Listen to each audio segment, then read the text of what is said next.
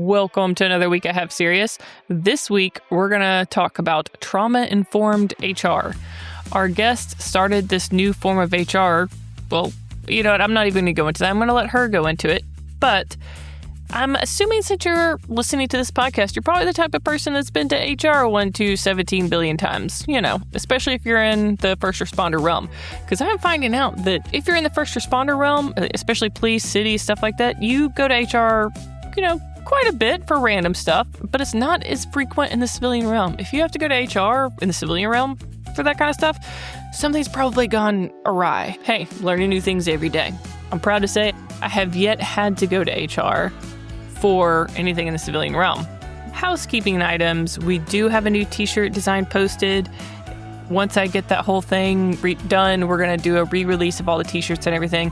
No pressure, no nothing. But if you guys want to help support the podcast and basically just help me break even with it, if you buy a couple of t-shirts, that helps me not break the bank keeping this thing going. Because it has taken off way more than I thought it would.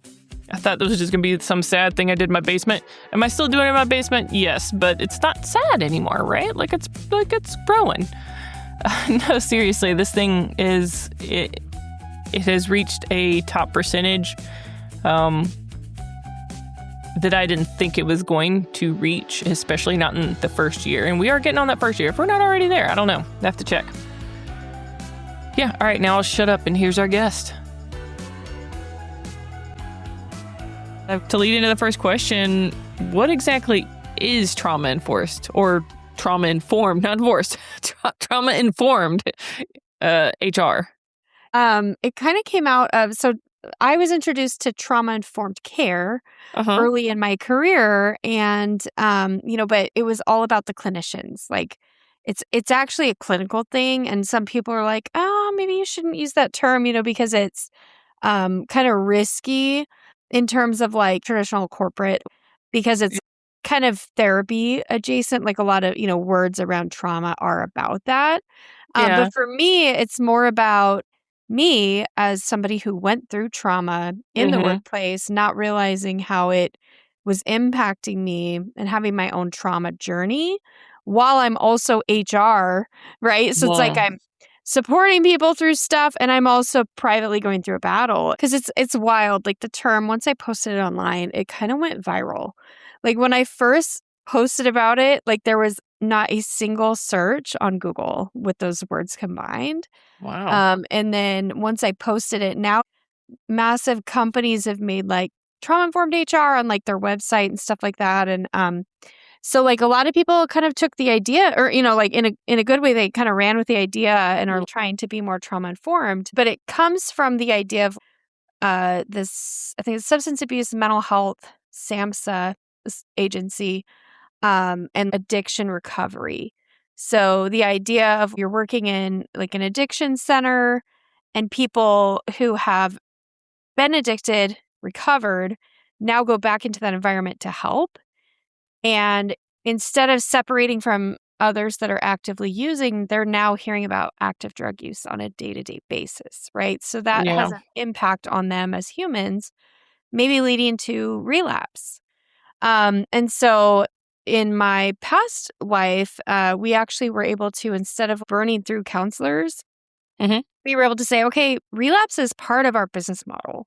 We have to plan for this. And same with emergency rooms. They might see really challenging things. They might have a death that's really hard on the staff. And the idea of trauma-informed care is providing space for those people to have a debrief afterwards, where they can cry together, they can mourn together, then they can actually move on, instead of just boom, boom, boom, troubling situation after troubling situation, which has been the historical way of working. So after I left the addiction clinic, I worked in really non-trauma environments, right? Engineering, manufacturing. And I just saw that some of those same principles still kind of came out in the work. And so that's kind of where I got the idea of trauma-informed HR. There's still a lot of judgment. If somebody comes forward with something really challenging, maybe it's a protection order. Well, sometimes the HR people don't keep that confidential. right? And now their coworkers are, or they might not really take it seriously. And so they put people at risk, and there's judgment, there's coldness, there's lack of resources, and there's lack of understanding of how to actually even address that. Mhm. So that's kind of where I, started my company, is just helping create environments that are free from triggers or less trigger inducing. So with you were first affiliated or were exposed or heard about it when it was in the medical field, or was that where you said you were first working and then the doctors and such and nurses would just go through it, debrief, and that's what they would call, uh, what would they call it? Something trauma Yeah, something so or trauma informed care is like okay. a principle that so when I was working in HR, I was sent to a training, Mhm. and they were like, "Oh, it's in your binder. All these resources will be in your binder." Um and I was implementing it for our organization. And when I got back, after this week-long training and I opened the binder, there was guidance for admissions and clinical and different parts of the team, but there was nothing for HR or administration. And so the clinicians are there treating people a certain way and knowing certain truths. And then administration's literally like, "Oh, our lawyer says this," or, "legally we should do that." And so there was just a major gap, because here it's kind of like they say about your employees will kind of serve your clients. If you treat your employees well, they'll treat your clients well, or your patients or customers. And so it kind of trickles down. But when there was that big gap, it was really noticeable Mhm. and really jarring to our employees sometimes, when they're not treated the same way that maybe they would expect to treat their patients. I imagine in the medical field, much like, first responder, military, or other stuff, there is a thin Hmm.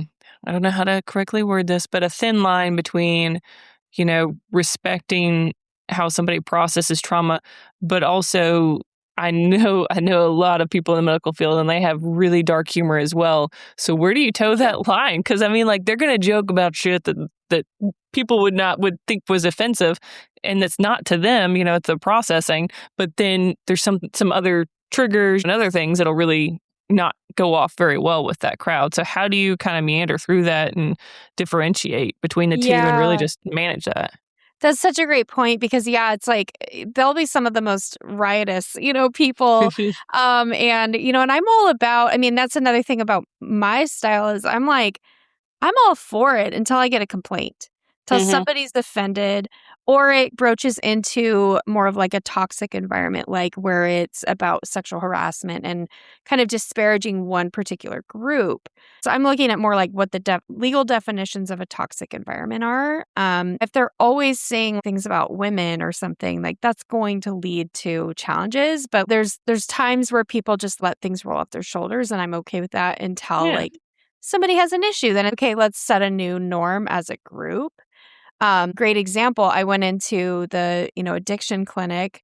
I was in my 20s, and people would come complain to me about like so and so's talking about alcohol. They went out drinking last night. And in a normal, in another environment, this would be fine.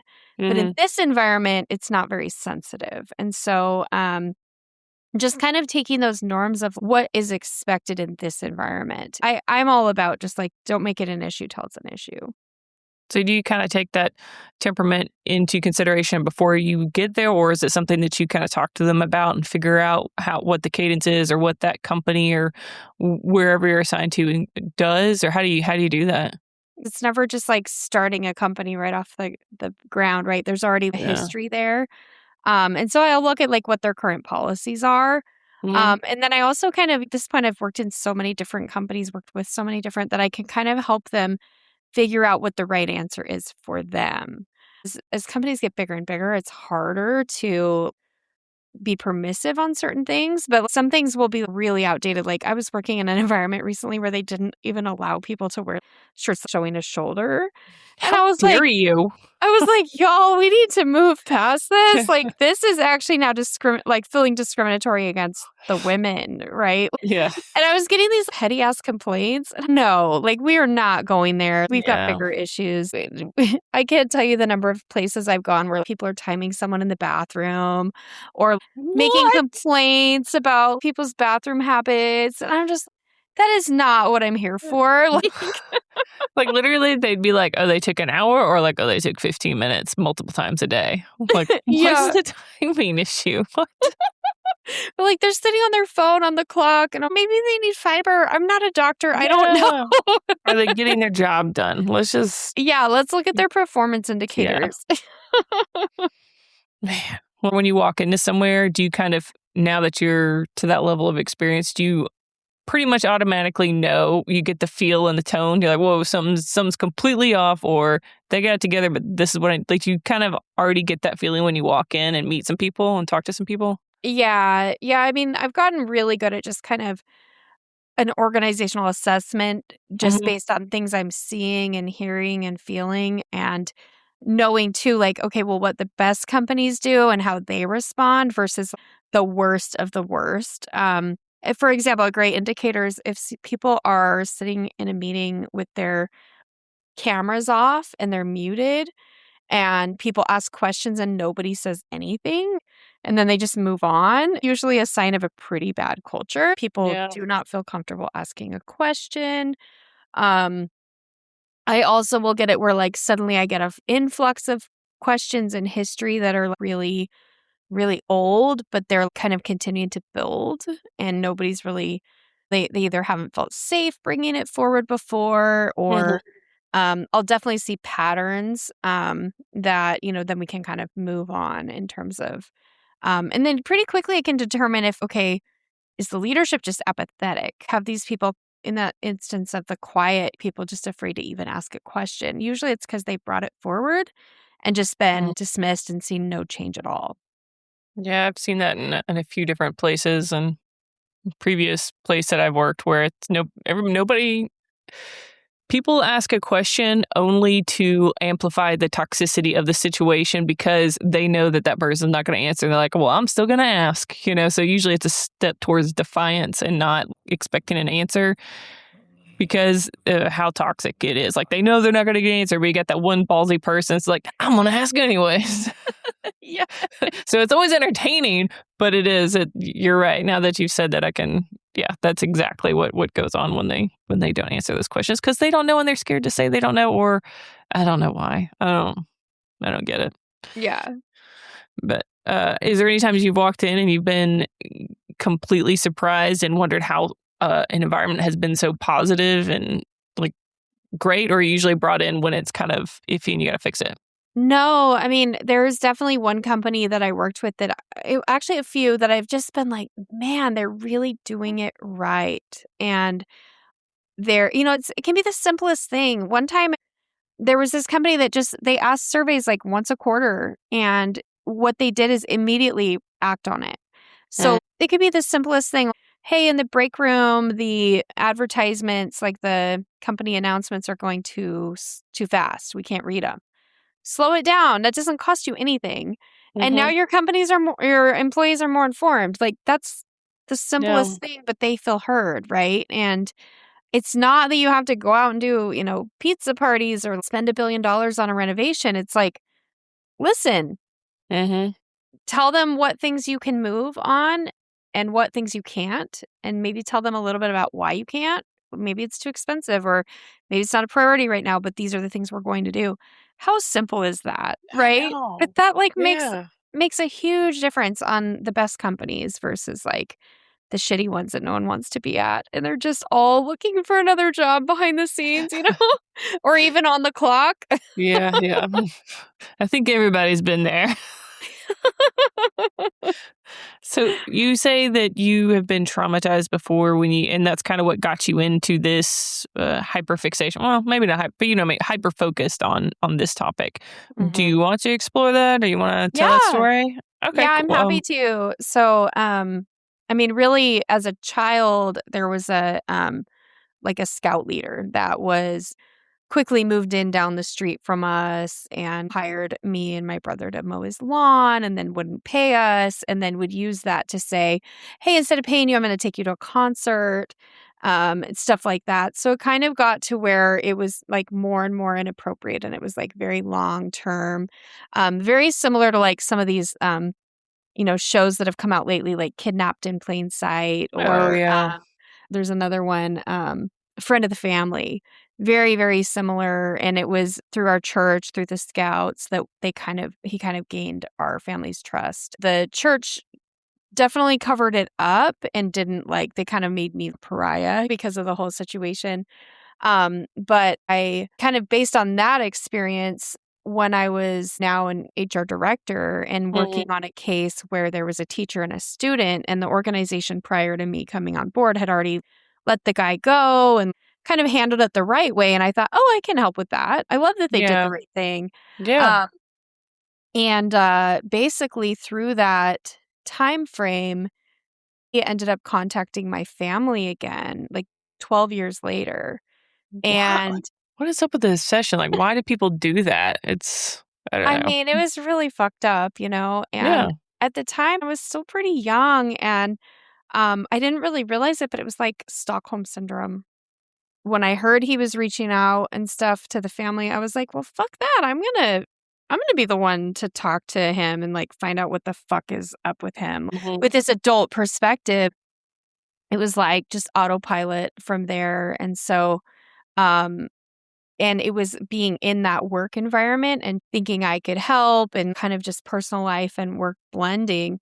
And also having had never any therapy or any support through that when it happened, it was just like it hadn't happened at all.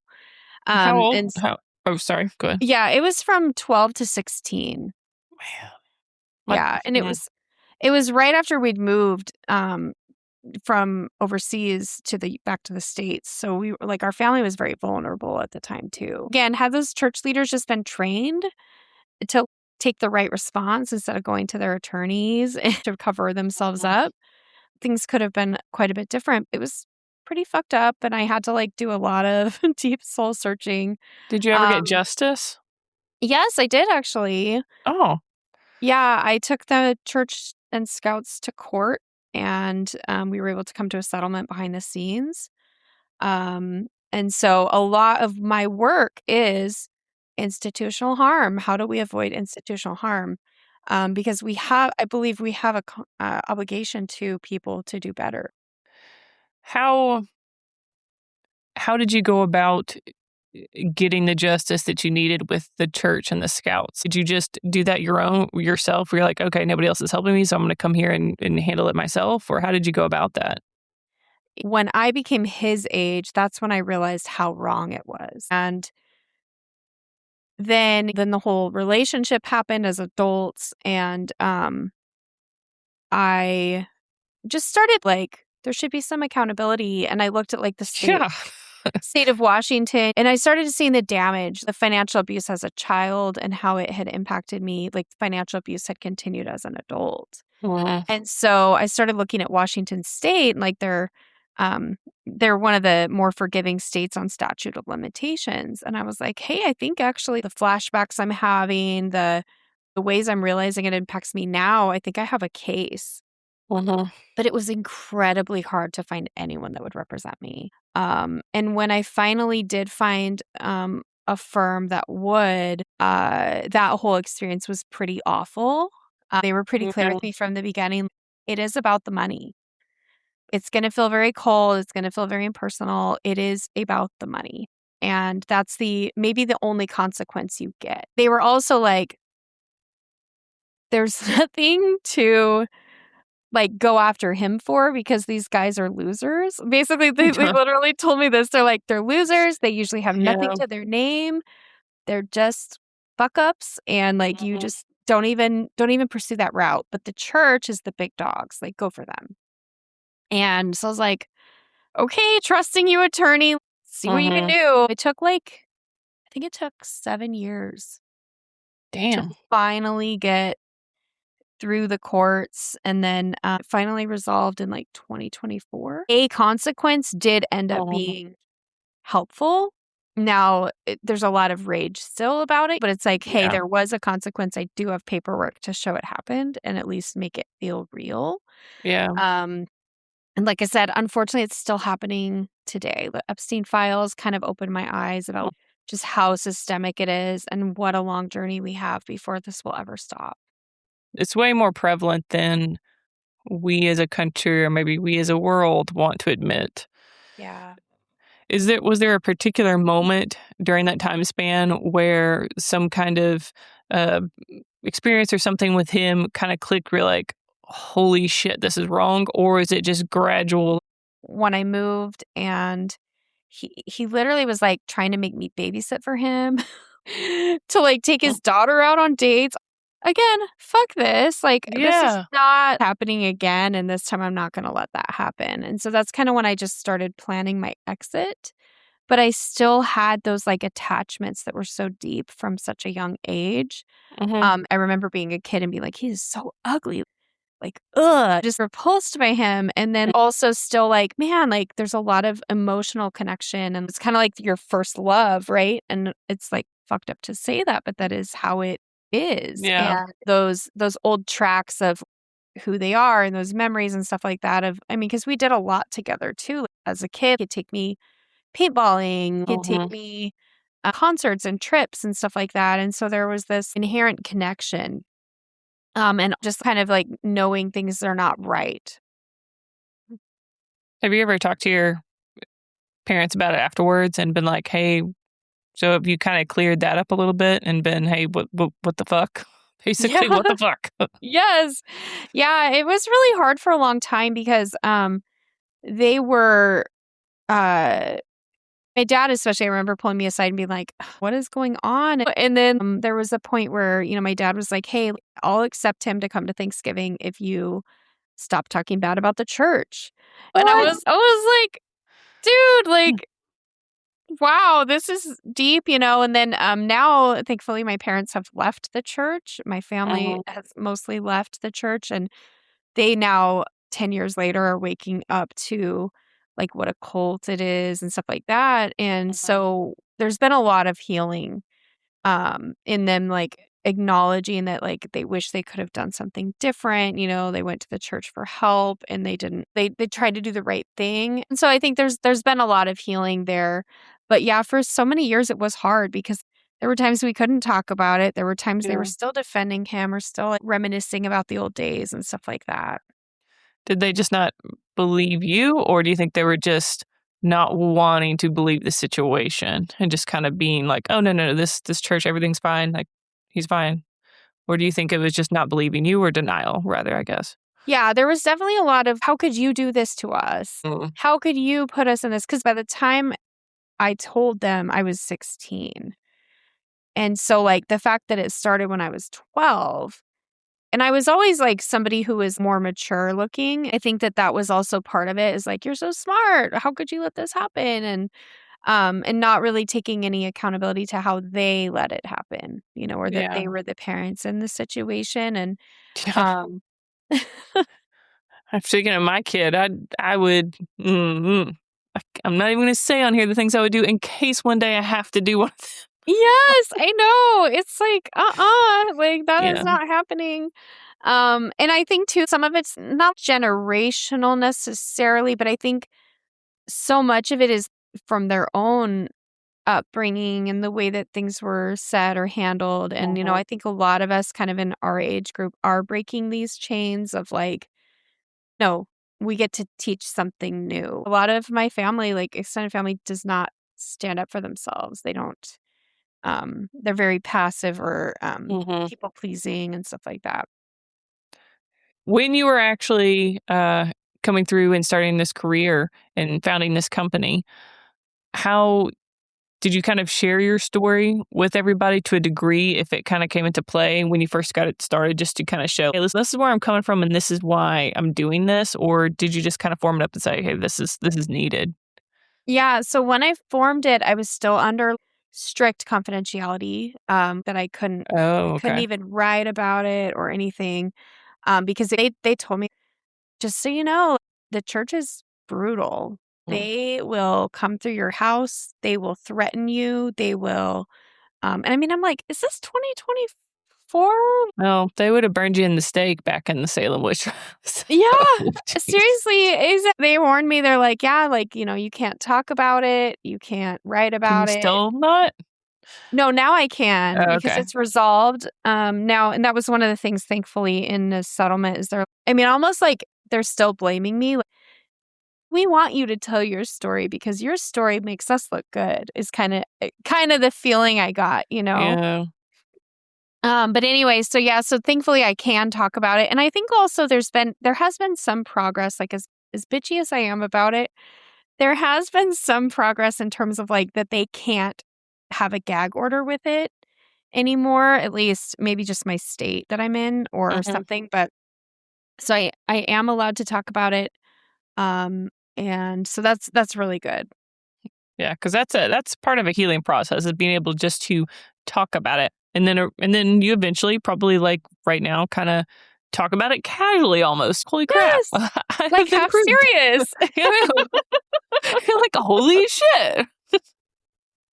It's not like this guarded thing anymore. And you're like, oh my god. Well, and But that's what's so great too about like owning my own business is I don't have to worry about my employer hearing something. And that was one of the things mhm, like, cuz somebody was like maybe you should just do like Noble HR cuz my last name is Noble, you know. mhm, But I eventually do want to really tell the story and I don't want any of my clients looking and being like, "Oh, cuz that's what happens with traditional HR if you post something on LinkedIn or whatever, or say something, mhm, you might end up fired in the next day." And I think it's really important, obviously, as I build it, that this is based in institutional harm. yeah, That is the origination of the style. And what you're getting is somebody who fiercely advocates for the community. mhm, Like, that we have a responsibility to build up our communities and our workforces. It's not the style that some companies have where it's like burn out the staff, make them quit after 3 years, their bodies are mhm, broken, they're too tired after work to talk to their families. We're just gonna get as much as we can out of the people. It's like, great, you're gonna have mhm. a really sick population that your kids are going to school with. No, I think that is what makes you unique as a company. Because if you were just a regular, oh, high and mighty HR, I mean, you just be like everybody else. Not like everybody else tries to be at least. So I think your title and everything like that definitely speaks a very specific cause and a very specific thing that you do and cater to. So I like it. But what do I know? I don't do Thank HR. you. So Well, and that's what's so hard too is like, it's like, well, I still do have to lay people off. I still do have to have termination conversations. Like, yep. there is still harm that is done. We just try to do it in a more humane way. Sometimes we probably do get it wrong, right? But it's like we do our best Hmm. to make sure that one, it's not going to be terrible for the person, and two, it's not going to be as terrible for the company if they try Yeah. to sue or something. So I have kind of a specific question that has to do with maybe governmental like cities and stuff like that. Because I don't know if you've ever worked with them, but how, especially in some of the first responder realms, there's a place for brutality in words. I'll say, like Mhm. they have to be able to talk a certain way or be able to take certain criticisms harshly to be Yeah. able to thrive in the environment they're going to be in. So how do you navigate that as an HR rep or being in HR? So I think about it just like a jail, right? You're walking down the jail. Like I've talked to women that work in the jail system, right? And they're like, I'm getting sexually harassed every day and Yeah. I'm Oh yeah. at danger every day. And maybe I'm not the best every day. Like maybe I'm breaking some rules or whatever. Those things are going to happen. We're dealing with humans, like human Mhm. behavior in the workplace. But I think it's also how are you supporting those people? I have a very close dear friend who was a police officer. And I mean, you can just see it on her body. She's like beat up after this job. Mhm. And even though she's retired, she's found ways to heal and kind of get back and stuff like that. But it was a really hard job. And I just think about what ways can we support those people better? Do we need a 40-hour work week that is also requiring and demanding overtime? Could we just staff differently? Can we provide benefits at 32 hours instead of 40? Could we Mhm. have more per diem? Could we support, working mothers? Like, there's just so many different things that could we encourage them to have a passion business outside of work? Mhm. Right? There's like so many things that we can do just to make sure that they're whole humans and that we're limiting the exposure they get to those really awful places that are kind of dehumanizing. That's kind of what I'm Yeah. thinking about. Now, I will say, if you look at the military or cities, like you're saying, like their Mhm. policies and personnel are pretty strict. Can't accept gifts, things like that, like, or gifts under over a certain amount. They're very restrictive, or they may even be like union environments. And so I think that we have to acknowledge that we are in a system. We are working within, like, okay, the law says this, the policy says this, to get our funding, it says this. So find those little like pockets. We're not going to be able to move the needle like we could in a like a tech company that's for profit. They're going to be able to have a lot more flexibility in what they do with unlimited funds, right? Mhm. We have to also look, do we want to pay massive taxes to have our employees able to play pong on their breaks? Yeah. Maybe that's not a good fit for that business, but there's probably some other things we can do to support them. And again, listening to the employees' suggestions is probably going to get us further than trying to like brainstorm it Mhm. just out in an office while we're playing golf or something. Yeah, I agree. And I've seen those companies that worked for those places that send out those suggestion things, and then people flood them with things to fix, and it's just never addressed. It's like you're making it worse. You're making it worse. If Yes. you're going to send that stuff out, say something, address everything, and just be honest with it. Yeah. And also, you don't have to make it open ended. You can say, hey, Mhm. we're thinking this or this. Yeah. You don't have to make your own workload unbearable either. Like, just make it simple. Mhm. Yeah, I agree. It's weird how much just that little bit of input can change if you feel like you're heard. With all of your years and such in HR, what's the most fucked up thing you've seen so far? Oh, God. Okay, the most fucked up thing that I've seen is when women's voices are still not heard in the workplace.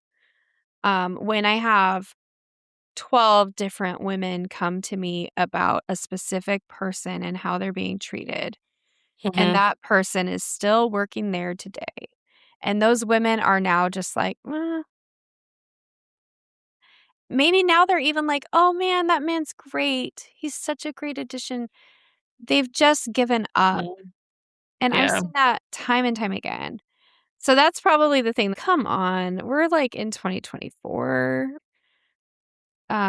It shouldn't take that much if we know something is happening.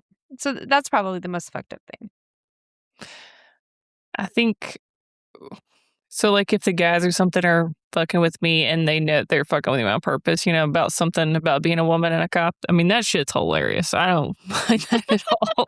But when, but when I've got a chief that's saying, well, you got a baby at home. You sure you want to do this, unit? You need to be at home with your baby. And he's being serious. I'm like, what the like, I just went through all this training to do this shit, and now you're telling me I need to be at home with a baby when I have to have a full-time job because it's me and the kid. What, like, so that sort of shit would get under my skin, and Yes. that would happen quite a few. But I found it always happened with the older generation. It wasn't my level of cop or the ones Yeah. underneath me or work for me. It was the upper echelon that were just they needed to move on. Yeah. And I think there's going to be a huge shift here in a bit when the boomers are fully out of the workplace. Do you think that's Um, gonna happen though? I don't know. At this point, I think they're just gonna stay. I at don't. some point, they got to die, right? I don't know. At this point, I'm thinking they're gonna outlive us, and we're never gonna get retirement. They're like solving how to live forever, Yeah, apparently. yeah. I They have no retired and idea. then came back. They're gonna figure out how to steal the little youth that we got left. I'm fucking done. It's so true. They're like the new vampires, I know sucking the life out of us. But exactly. I'm like, gee. yeah, I do see, like, I think the statistic was like 30% of the youngest population that's in the workplace is like non-binary or like Really? non-gender conforming. Wow. By their own, by their own account in a survey, I guess. But I think there's going to be a lot more openness there. But I also think that right now, yeah, I mean, one of the things that I was told once is like, just pick up after the engineers. They're your kids at home. I am nobody's mom here. No. Like, if anything, they're my dad. Like, And like saying it like that, he's like, "Oh, I'm so sorry," thank you. But yeah, there's still a lot of work we have to do. yeah.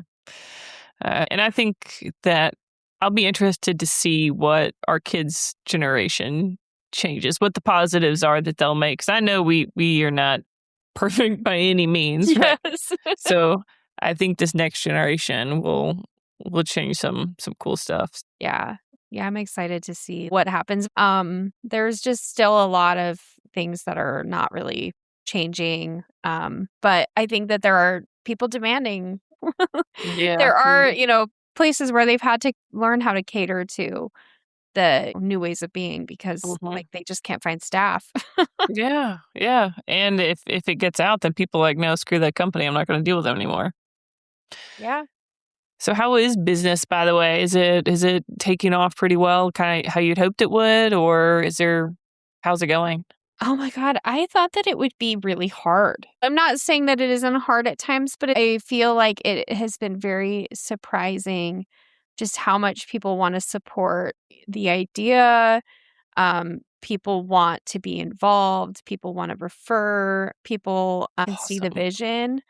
And that is really exciting. And I mean, I've been so blessed that even this month, I normally have a goal of how many proposals or opportunities that I kind of dredge up. And I'm like, Yeah. oh my gosh, there's a lot. And I can get some like more part-time staff and stuff like that. So I've been like super blessed that way. And I've actually found it's way more fun than I thought it would be. Oh, yay. I figure Yeah. owning your own business would be super stressful because I've thought about it a few times. I'm like, oof, that looks rough. Yeah, I have to say too, like, had an organizer. She'd bring her kids um, to organize, but then they would take whatever was donated to help women coming out of domestic violence situations, and it Oh, was a that's cool. nonprofit. And I was like, "How do you do what?" She's like, "There's this really great group of women, and we all have businesses, and we kind of support each other." And so I finally went 7 years later. I'm like, "Is that group still going?" And I've been so amazed. Women that own septic companies, construction, windows and doors, of course, all the traditional businesses too, but Mhm. just kind of finding like small pockets of women that are all about helping other women has been like just transformative and even lifting me up because I thought too I would have competition. Oh, I do that, so you can't. But instead, Mhm. they're opening the doors. Let me show you how I do my books. Let me show you what software I use. Yeah. I just remember somebody who I thought might be kind of threatened or a competitor. She was like, "Shay, you're going to be just fine." Oh my gosh, you mean it? And I mean, she's just been such a great supporter at each phase of the journey. And that's what's been like so rewarding is just like seeing Mhm. that. And that shows that people aren't scared of improving themselves too, because I find the ones that are gatekeepers to that stuff are the ones that don't really have a good product or a good skill or something like that to sell anyways, because they're so scared of other people getting in there. It's like if you're good, just be open about it, help others, build a community. But I don't know. This is Yeah. my take on it. But I don't own a business. I've just thought about it because that's all I can do. It's still Well, very I love that scary. you have the podcast, which is kind of like running a business. Like there's a lot of Yeah. networking you probably have to do. How long have you had the podcast? About a year now. Yeah. Okay.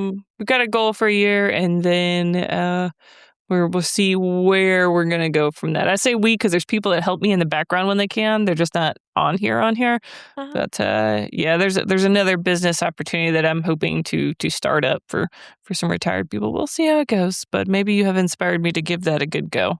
Yeah, you want to talk, I can just definitely point you to some resources or just help you get that next step because I love what you're doing. Like I think it's just Oh, absolutely wonderful thanks. and yeah.